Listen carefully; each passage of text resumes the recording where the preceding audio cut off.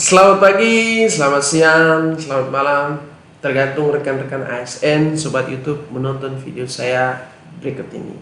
Nah, kali ini saya Tian Chandra masih dengan channel kesayangan kita ASN Manggarai Barat 2011 TC. Ya, pada kesempatan ini saya ingin berbagi informasi kepada rekan-rekan ASN maupun masyarakat Manggarai Barat tentang surat edaran Bupati Manggarai Barat Bapak Edi Stasius NDSE. Surat edaran ini bernomor Kesra titik 460 garing 55 garing 3 Romawi garing 2021 tentang pemberlakuan pembatasan kegiatan masyarakat untuk pengendalian penyebaran coronavirus disease 2019 atau COVID-19 di Kabupaten Manggarai Barat. Nah, seperti apa suratnya? Yuk, mari kita bedah. Ya, seperti ini suratnya. Kopnya Bupati Manggarai Barat, Provinsi Nusa Tenggara Timur, Labuan Bajo, 25 Maret 2021. Itu tanggal keluar suratnya. Ditujukan kepada para kepala UPD Kabupaten Manggarai Barat, para camat sekabupaten, pimpinan instansi vertikal, pimpinan BUMN, BUMD, para kepala desa lurah, pimpinan organisasi keagamaan, dan para pelaku usaha sekabupaten Manggarai Barat, masing-masing di tempat. Ya. Surat edaran ini menindaklanjuti instruksi Menteri Dalam Negeri nomor 6 tahun 2021. Ya. Instruksi Menteri Dalam Negeri nomor 6 tahun 2021 tentang perpanjangan pemberlakuan pembatasan kegiatan masyarakat berbasis mikro dan mengoptimalkan posko penanganan coronavirus disease 2019 di tingkat desa dan kelurahan untuk pengendalian penyebaran coronavirus disease 2019. Ya. Nah, namun yang menarik dari beberapa poin ini ada di poin ke-9 ya.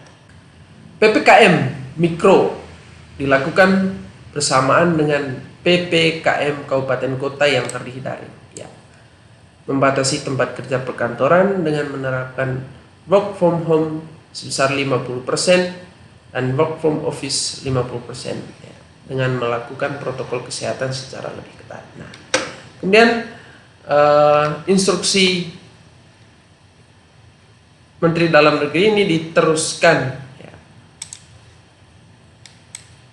oleh Bupati Manggarai Barat dan mengeluarkan surat edarannya ya. Ini beberapa poin dari surat edaran Bupati Manggarai Barat Bapak Edi Stasius NDSE. Ada 2 poin. Yang pertama poin A soal kebijakan pemberlakuan pembatasan kegiatannya seperti di instruksi Menteri Dalam Negeri tadi. Bahwa poin ke-1 membatasi tempat kerja perkantoran dengan penerapan work from home atau WFH sebesar 50%. Dan work from office atau bekerja di kantor sebesar 50% dengan memberlakukan protokol kesehatan secara lebih ketat. Artinya mulai hari ini, karena baru hari ini saya dapat suratnya, saya tadi sempat foto, bahwa nanti setiap kantor ya, mulai dari Gedung Putih ini sampai di tingkat desa, baik itu dalam lingkup Pemda maupun swasta, harus menerapkan aturan ini ya. Jadi yang misalnya jumlah pegawainya 100, yang masuk kantor itu nanti hanya 50, sebagiannya itu di kantor dari rumah saja, namun nanti kalau dibutuhkan ditelepon segera ke kantor ya, kurang lebih seperti itu ya. Dan untuk yang berkantor wajib ya mengenakan masker ya. Kemudian hand sanitizer, mana ini hand sanitizer saya? Oke. Mana? Ya, wajib membawa hand sanitizer. Kemudian menjaga jarak, cuci tangan, dan menghindari kerumunan. Berhubung dalam ruangan ini hanya saya, ya jadi saya tanggalkan maskernya. Ya, untuk bisa lancar ngomongnya. Ya, secara pribadi melihat surat edaran yang dikeluarkan oleh Bupati Manggarai Barat ini melihat sangat penting dan urgent dan baik sekali menurut saya, sangat bijaksana mengingat sudah terjadi di Kabupaten Manggarai Barat ini penyebaran virus corona ini sudah sampai kepada klaster kantor, ya, sehingga pembatasan atau work from home ini dengan skala 50% itu saya pikir ini adalah keputusan yang sangat bijaksana demi kesehatan bersama, ya, demi menghambat penyebaran virus corona di perkantoran. Terima kasih Bapak Bupati untuk edaran ini. Dan tidak hanya untuk perkantoran, juga untuk kegiatan belajar. Jadi sekarang dilakukan secara daring atau online. Kemudian poin ketiga dari surat edaran Bupati ini, untuk sektor yang sifatnya penting, esensi, seperti kesehatan, pangan, makan, minum, energi, komunikasi, dan teknologi informasi, keuangan, perbankan, sistem pembayaran, pasar modal, logistik, perhotelan, konstruksi, industri strategis, pelayanan dasar, kemudian utilitas publik, dan industri yang ditetapkan sebagai objek vital nasional dan objek tertentu, serta kebutuhan sehari-hari berkaitan dengan kebutuhan pokok masyarakat tetap beroperasi secara full atau 100%, ya, karena itu vital penting untuk keberlangsungan kabupaten ini, ya, harus tetap beroperasi, ya. Namun catatannya dengan penerapan protokol kesehatan secara ketat. Yang berikut untuk restoran atau rumah makan, ya. Ini juga 50% aturannya, dan untuk layanan makanan melalui pesan antar atau dibawa pulang tetap izin atau sesuai dengan jam operasional dengan penerapan protokol kesehatan dengan lebih ketat lagi. Jadi yang semulanya restorannya besar bisa menampung banyak orang, ya, kapasitasnya dibatasi sekarang 50%-nya. Oke. Kemudian kegiatan konstruksi ini pengecualian, ya, tetap beroperasi 100%. Namun tetap digarisbawahi tetap melakukan protokol kesehatan. Ya. Kemudian poin 6. Kegiatan di tempat ibadah, ya, dalam waktu dekat, ya, umat yang beragama Kristen atau Nasrani, ya, akan merayakan Paskah, dan sekarang sudah memasuki pekan suci, ya. Jadi tetap melaksanakan ibadah, namun kapasitas dibatasi hanya 50% dan tetap melakukan protokol kesehatan. Jadi yang punya keinginan untuk pergi misa, ya, silakan misa, ya, namun ada pembatasan di sana. Anak kecil nggak boleh, ya, seperti itu. Orang lansia juga tidak boleh, ya.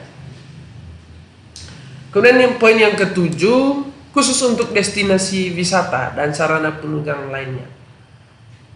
Objek wisata sekarang dibuka, ya, namun wajib menerapkan aturan protokol kesehatan lebih ketat. Kemudian usaha wisata seperti tempat hiburan, panti pijat, karaoke, warnet, tempat olahraga, dan kegiatan usaha sejenis lainnya dibatasi jam operasionalnya sampai dengan pukul 21 WITA, dan pembatasan jumlah pengunjung maksimal 25% dari kapasitas normal. Jadi misalnya daya tampung sebelumnya itu bisa memuat 50-an orang gitu, ya.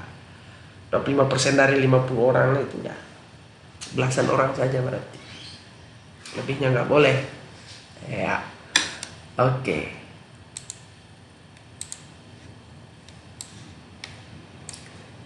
Kemudian yang ke-8, kegiatan di fasilitas umum diizinkan, ya, dibuka dengan pembatasan kapasitas maksimal 50% dengan penerapan protokol kesehatan secara ketat. Dan bagi kita orang Manggarai, ya sekarang juga ada musim-musim urus nikah, urus masuk minta dan urusan budaya lainnya itu diperbolehkan. Namun maksimal 25%. Ya.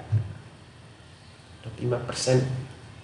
Ya ini semua terpaksa harus kita lakukan demi mencegah penyebaran virus atau yang biasa kita sebut COVID-19. Ya mencegah lebih baik daripada mengobati kan. Tidak main-main di kurung 14 hari. Mendingan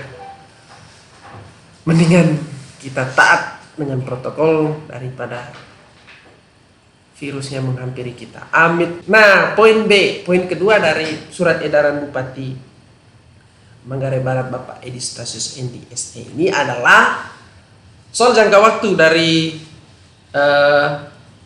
surat edaran ini. Jadi mulainya itu kemarin sejak tanggal ditetapkan. Jadi tanggal ditetapkan ini tanggal 25 kemarin. Ya, cuman baru sampai sekarang di sini. Mungkin baru sempat dibawa ke sini, mungkin baru sempat saya tahu. Ya, mohon maaf. Tanggal hari ini tanggal 29. Ya, mulai hari ini sampai tanggal 5 April 2021. Nah, akan dievaluasi terus. Demikian edaran ini disampaikan untuk dilaksanakan dengan disiplin dan penuh tanggung jawab. So, disiplin menerapkan peraturan protokol kesehatan COVID-19 ya. Dan penuh dengan rasa tanggung jawab. Ya, kalau pemerintah bilang menghimbau pakai masker.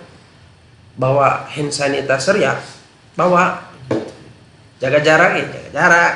Jangan berkumpul gitu ya. Ini semua demi kebaikan kita bersama. Ya, agar virus itu tidak menyebar gitu. Dan Bupati melalui surat ini meminta dukungan dan kerjasama dari semua pihak. Tertanda Bupati Manggarai Barat Edi Stasius Endi. Ya, luar biasa surat ini. Karena ini aturan yang wajib untuk diketahui dan dipahami begitu ya. Demi kenyamanan dan kesehatan kita bersama. Demikian informasi yang bisa saya sampaikan. Di akhir video ini saya mau katakan tetap melakukan protokol kesehatan ya, dengan menggunakan masker, cuci tangan, jaga jarak gitu ya. Kemudian hindari kerumunan, kurangi mobilitas. Jadi 5M. Hal ini juga menjadi himbauan dari Bapak Bupati dan Wakil Bupati Manggarai Barat. Oke. Saya Tian Chandra di channel kesayangan kita ASN Manggarai Barat 2011 TC. Sampai jumpa.